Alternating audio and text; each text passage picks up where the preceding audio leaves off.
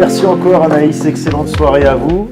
Rentrez bien et on envoie tout de suite le sujet sur Jean-Michel Tary, notre prochain invité, réalisateur du film Dark Cell qui utilise l'impression 3D pour créer ses décors.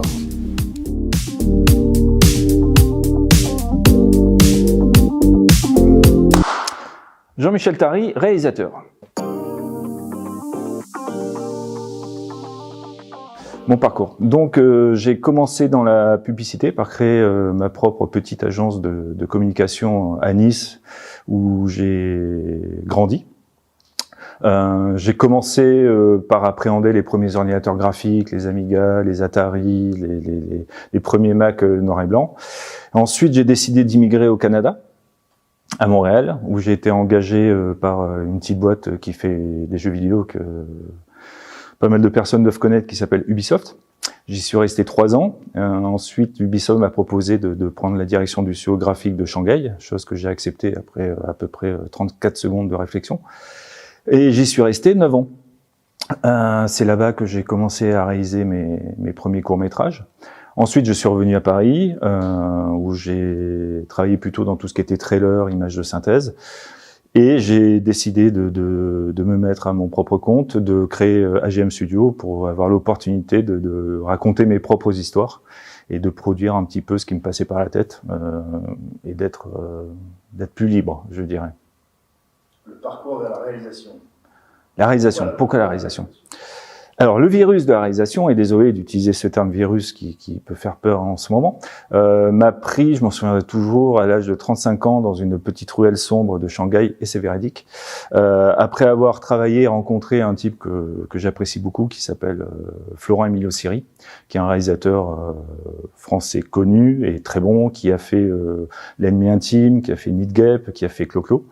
Et j'ai pas mal appris avec lui, et voilà, à son contact, je me suis dit, c'est être réalisateur, c'est être quelqu'un comme lui, ça vaut vraiment le coup. Et puis voilà, l'idée a germé comme ça. J'ai commencé à écrire mes premiers films, mes premiers courts-métrages. Et puis maintenant, j'en suis à peu près une dizaine. Et puis j'ai commencé à réaliser des séquences cinématiques pour Ubisoft. Et voilà, c'est comme ça que ça m'a pris. Surtout, en fait, ça m'a pris surtout pour ce besoin d'être avec une équipe. Parce qu'en fait, quand on fait du jeu vidéo, on travaille avec 250 personnes, 300 personnes quand on travaille sur des grosses productions, des triple A, comme on dit en anglais ou chez Ubisoft. Et on fait tout en images de synthèse, enfin à l'époque. Donc par exemple, quand on faisait des animations, quand on créait des personnages, ben, en tant que responsable du caractère design, c'était moi qui disais un petit peu à tout le monde, ben voilà, ta vieille dame, elle est censée agir comme ça, elle est censée ressembler à ça, elle est censée bouger comme ça. Et un jour, je me suis retrouvé en séquence de motion capture à Hong Kong. Et pour la première fois de ma vie, j'ai discuté avec un acteur de motion capture, mais qui faisait aussi du cinéma.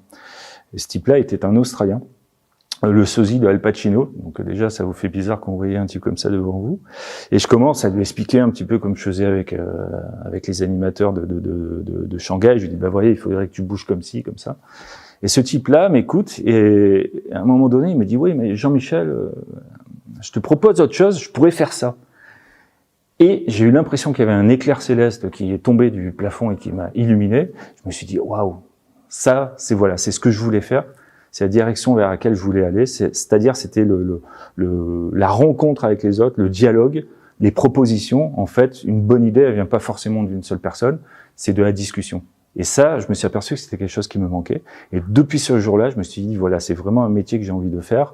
Entre cette expérience-là, l'expérience que j'ai eue avec Florent, voilà, c'est toutes ces raisons-là qui ont fait que j'avais envie de raconter des histoires par le biais de la réalisation. Putain, c'est bien dit, quoi. Il y a pas une faute, il y a pas. Et celle-là, faut la garder. Hein. En plus, il y a pas une musique à la con derrière. Ouais, c'est. Dark Cell, le pitch.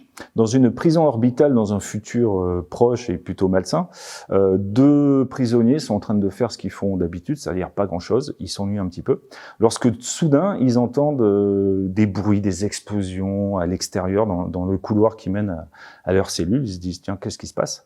Soudain, la porte s'ouvre et 2 gardiens exténués pénètrent à l'intérieur et semblent fuir une menace qui viennent de contrer en bloquant la porte quasi immédiatement. Ils vont expliquer à nos 2 prisonniers que la station orbitale a été envahie par des espèces de zombies, on ne sait pas trop, c'est les prisonniers qui, au réfectoire, ont bouffé un truc un petit peu chelou et se sont relevés avec une force surhumaine. Bref, la station est perdue, il faut s'éjecter. À cette époque-là, les cellules orbitales peuvent s'éjecter, sauf qu'il y a un petit problème. La cellule est prévue pour 2 personnes, ils sont 4. Que va-t-il se passer ?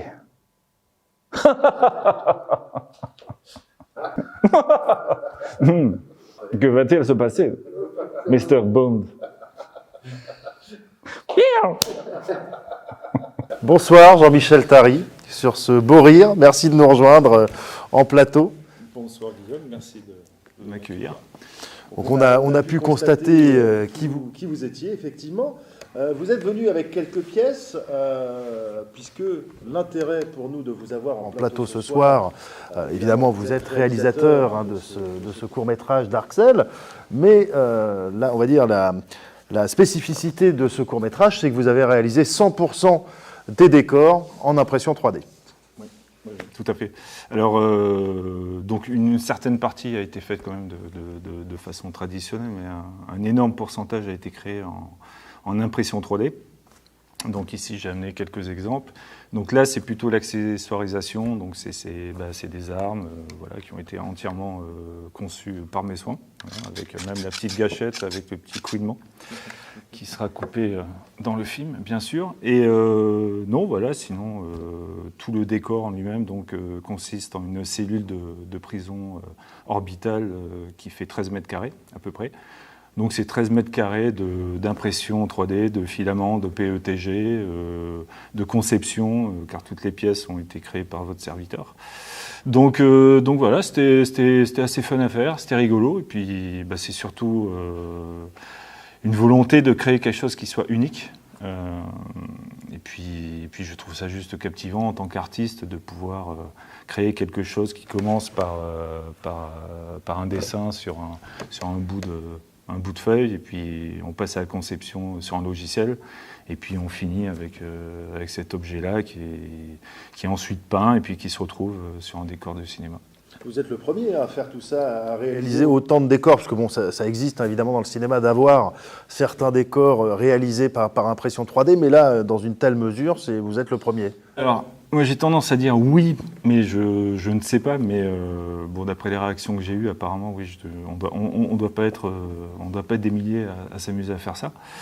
Mais en fait, en discutant avec des accessoiristes, des chefs déco du cinéma, et même des costumières, je me suis aperçu qu'en fait l'impression 3D est quand même utilisée, mais à une échelle assez restreinte. C'est-à-dire que c'est la première fois que les gens de cette industrie voyaient effectivement une telle échelle, c'est-à-dire un truc de 13 mètres carrés entièrement fait en impression 3D. Ça les a un petit peu impressionnés, je pense, et puis je pense que ça a donné quelques idées aussi à certains. Et je pense que de toute façon, c'est un petit peu l'avenir aussi de cette industrie pour certains types de cinéma. Après, si vous voulez faire du cinéma plutôt comique ou quelque chose de très français, je dirais, vous n'avez pas forcément besoin d'utiliser de l'impression 3D. Parce que c'est la science-fiction, vous avez également les fonds verts, vous intégrez tout ça dedans, oui, et ça, tout à fait. Côté futuriste. Vous avez imprimé combien de pièces en tout pour tout le décor? Wow.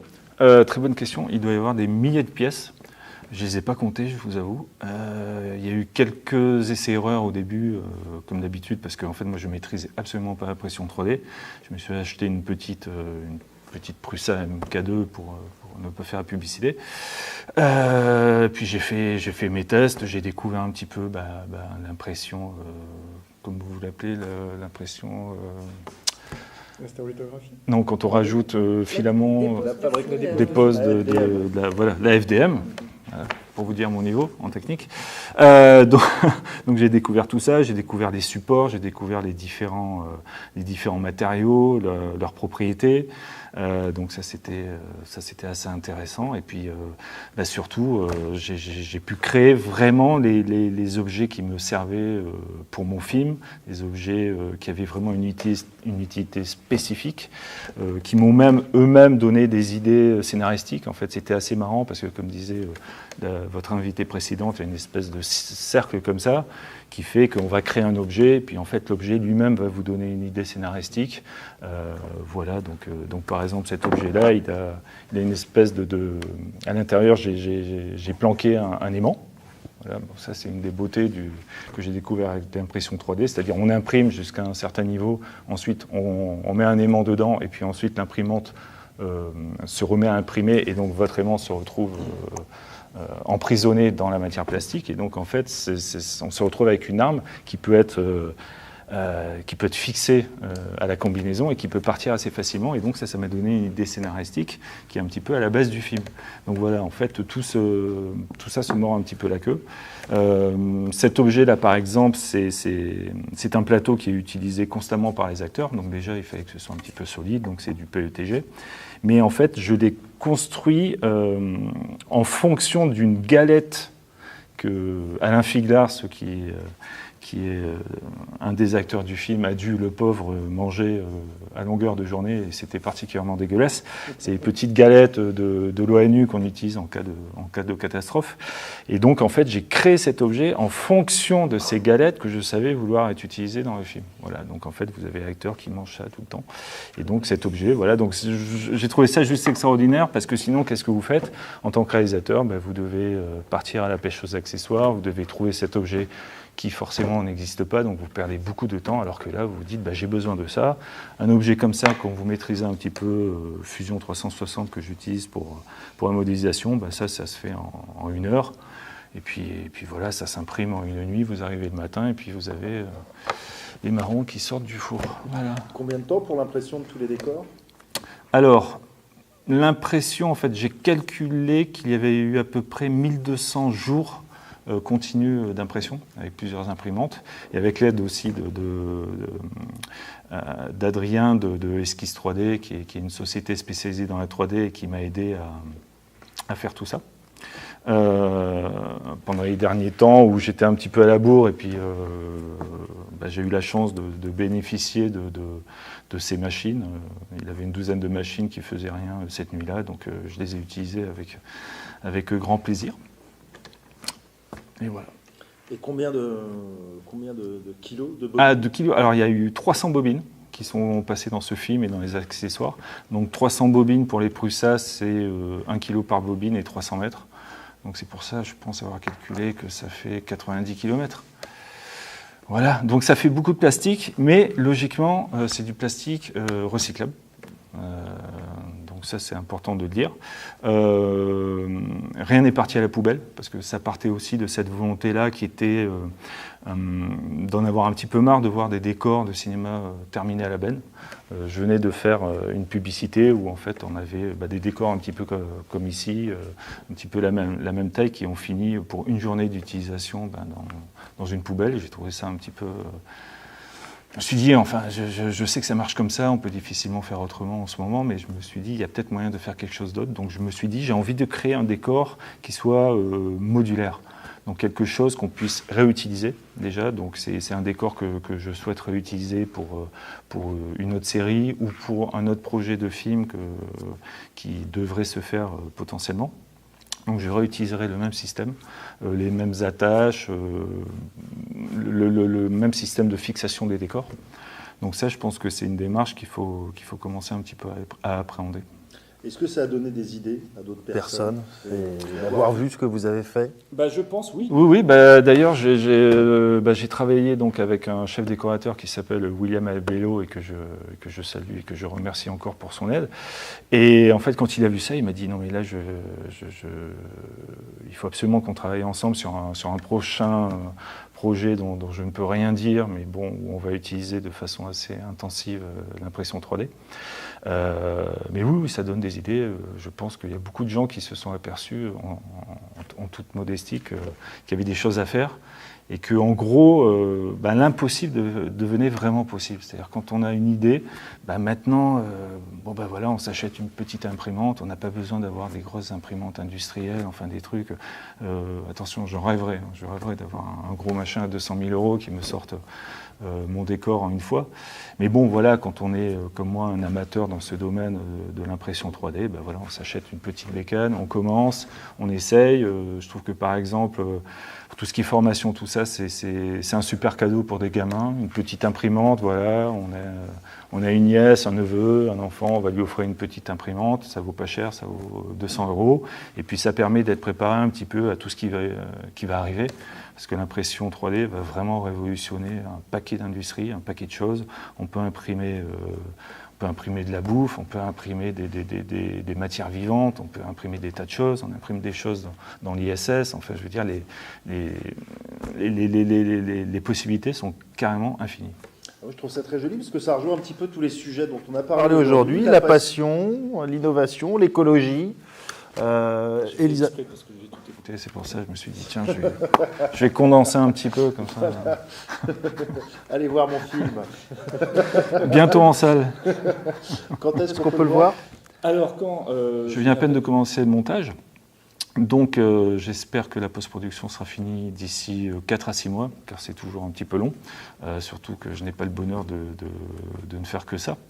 Donc je travaille aussi dans les effets spéciaux de cinéma, dans les effets spéciaux de la post-production pour la télévision. Oui, parce que là, c'est vous qui faites tout dans le film. Ah, j'ai tout fait. J'ai tout fait. Non, j'ai pas tout fait. J'ai été entouré de gens très bien à l'image, au son, au costume. Et c'est un petit... Mais j'ai commencé à initier ce projet. En fait, j'ai construit le décor tout seul, effectivement. J'ai designé toutes les pièces. Mais ensuite, vous êtes obligé de travailler avec des gens et c'est ce qui fait la beauté de ce métier. Moi, si j'ai voulu être réalisateur, c'est avant tout pour travailler avec des gens. Je rêverais d'avoir un budget conséquent qui me permettrait d'aller voir des gens et de dire, voilà, je veux un chien qui fasse 15 cm de haut. Comment est-ce que tu peux faire? Ou bien, à la limite, je m'en fous, je veux même pas savoir comment tu fais ça. Et... voilà, mais pour l'instant, pour initier ce projet-là, non, j'étais tout seul, mais au moins maintenant, je sais comment ça marche, je sais comment faire, et surtout, je sais ce que je peux demander. Et ça, c'est super important. Donc, ce que je dirais, c'est, essayer de tout faire, c'est quelque chose que je ne ferai plus, mais au moins maintenant, l'impression 3D, c'est bon, je sais jusqu'où on peut aller, et c'est quelque chose que j'ai vraiment envie de réutiliser. Quand on voit les images, on se dit plutôt pas mal pour un amateur, je trouve. C'est quand même très réussi. Elisabeth, une réaction? Est-ce que vous venez de voir? Je découvre évidemment un teaser, donc évidemment on est bluffé. Et on se dit, mais vous avez réussi ça tout seul. C'est absolument extraordinaire. Donc moi je retiens 2 choses dans ce que vous avez voulu partager là ce soir. C'est effectivement cette capacité de vraiment, ce que vous avez dessiné, voilà, vous le faites à votre main, c'est le cas de le dire, puisque du coup, vous l'avez designé, vous l'avez imprimé, c'est vous qui agencez votre décor. Donc ça, c'est le premier point. Alors effectivement, ça doit être très grisant, mais par contre très chronophage. Donc chapeau si vous avez réussi à manager ça tout seul. Et le deuxième point, là où vous avez raison, c'est plutôt d'inciter effectivement à acheter des petites imprimantes. Et le fait de pouvoir l'intégrer, j'allais dire très tôt dans les foyers, pour justement que nos petits jeunes, encore à l'école, puissent comprendre comment ça fonctionne. Pour eux, ça va devenir tout à fait naturel. Dans 10 ans, ce sera la norme d'imprimer. Donc, j'allais dire, aujourd'hui, on se creuse la tête pour trouver des formations adaptées. Mais quand ils vont arriver, eux, à l'école, ils auront déjà effectivement intégré déjà une partie des données fondamentales. Ou même à l'école. C'est-à-dire que moi, je viens d'une époque où on avait des TO7 à l'école. C'était très sympa, mais bon. Mais ça ne faisait pas forcément de nous des mathématiciens, quoique ça crée des des vocations, voilà. Merci. Mais par exemple, peut-être avoir des petites imprimantes qui pourraient être fabrication française. Je veux dire, moi, pour ce projet, j'ai aussi utilisé une Dagoma, qui est une très bonne marque française. Avoir des petites imprimantes pas chères comme ça qui sont dans chaque école, pourquoi pas. Je veux dire, pour apprendre aux gamins, voilà, on peut faire ceci, on peut faire cela, ça va créer des vocations. Et enfin, c'est très axé industrie, tout ce dont on parle depuis tout à l'heure, mais voilà, c'est ça l'industrie avant tout, c'est avoir une passion. Moi, je suis pas particulièrement un ingénieur, mais je pense avoir quand même un côté un petit peu logique et avoir une fibre un petit peu ingénieur parce que j'aime bien créer des objets et que ça fonctionne et que ça clipse. Mais ça vient aussi de quelque part. Donc forcément, c'est l'éducation et je pense qu'une petite imprimante dans chaque classe d'école, ça serait pas mal. Je pense surtout que ça va faire rêver. Ah oui, Parce que nos jeunes qui vivent dans un monde virtuel, enfin qui aiment rêver et se créer des univers, ils vont pas simplement s'acheter la figurine. Parce que c'est ça qu'on connaît de l'impression 3D. C'est voilà, je veux mon avatar. Ou alors je vais m'acheter la dernière épée, voilà, avec les dernières fonctionnalités. Mais quand ils vont effectivement s'apercevoir que là, pour le coup, c'est pas l'envers du décor, c'est le décor. Là, on prend la main, on se met directement en scène. C'est ça, je trouve. Le directeur de son univers. Exactement, finalement. la valeur ajoutée, elle est absolument incroyable. Tout à fait. Yannick, une dernière réaction. Oui, effectivement, c'est juste énorme. Ce qu'on peut voir, c'est la démesure de ce qu'on peut faire avec une petite machine. Donc ça montre que les petites machines peuvent faire des grandes choses, premièrement. Ensuite, je dirais, il y a un marché énorme sur l'art. Donc moi, j'ai eu la chance de travailler sur beaucoup de projets où il y a de la sculpture numérique et où il y a de l'art. Des choses qu'on est absolument incapable de faire avec des moyens traditionnels de sculpture, de tout ce qu'on peut imaginer. Et la fabrication additive, l'impression 3D, permet d'avoir accès à ces œuvres d'art. Designer du son en 3 dimensions, par exemple, ou avoir des œuvres d'art de grande dimension avec des entrelacs complètement complexes et impossibles à réaliser. Après, par rapport à l'utilisation, l'intégration de l'impression 3D dans les foyers, dans les écoles, je pondère un petit peu, je prends ma casquette, on va dire, normalisation, enfin en tout cas, voilà, par rapport à des choses que j'ai pu faire. Il y a quand même des enjeux de sécurité et puis d'hygiène. De santé publique. Donc de santé publique qui sont importants à voir. C'est que tous ces matériaux-là, quand on les chauffe, peuvent dégager des solvants ou des nanoparticules. Donc être bien vigilant. On peut effectivement acheter des machines comme ça pour les avoir chez soi. Par contre, être bien vigilant de mettre autour suffisamment de protection pour ne pas avoir d'émanation directement. Des filtres, ouais, c'est ça, des filtres. Donc ne pas le mettre dans la chambre à coucher, par exemple, d'un étudiant. Donc sauf la si mettre. Voilà, c'est ça, exactement, sauf si on l'aime pas. Donc bien le mettre dans le garage, dans un lieu où en tout cas on n'est pas en permanence, parce qu'il va clairement y avoir des enjeux de santé publique les prochaines années sur l'impression 3D. Et pour les classes, c'est pareil. Il faut vraiment mettre en place des moyens de protection qui existent aujourd'hui. Donc voilà, c'est pas limitant. C'est pas limitant du tout. Je suis tout à fait d'accord, évidemment, avec ce qui vient d'être dit, parce que c'est une précaution nécessaire, et pas forcément suffisante d'ailleurs, mais quoi qu'il en soit, oui, c'est pas le tout d'acheter une petite imprimante, effectivement. Encore faut-il qu'elle soit équipée de filtres, et pas seulement ça, il faut simplement apprendre à s'en servir dans les bonnes conditions aussi. Donc, voilà, l'aération d'un lieu... Enfin, ça paraît tellement évident. C'est évident. Et le choix des matériaux aussi à utiliser, parce que ça, il y a encore pas mal à faire, même si on a beaucoup... Ce sera effectivement une belle conclusion, finalement. La passion, mais attention, évidemment, au HSE, l'environnement. Merci beaucoup, en tout cas, Jean-Michel, de vous être joint à nous. C'est vraiment remarquable, ce que vous avez réalisé avec ce film. J'ai en tout cas, moi, hâte d'aller le voir, soit dans les grandes salles, les petites salles, le petit écran, et bientôt la série sur toutes les plateformes, bien entendu. J'espère. Merci encore. Je vous tiendrai au courant. Bonne réalisation du film. Merci Elisabeth, merci Yannick de vous être joint à nous sur cette longue séquence fabrication additive et au plaisir de se retrouver sur une nouvelle émission très prochainement. Bonne soirée à tous et à très bientôt. Merci Guillaume. Merci Guillaume.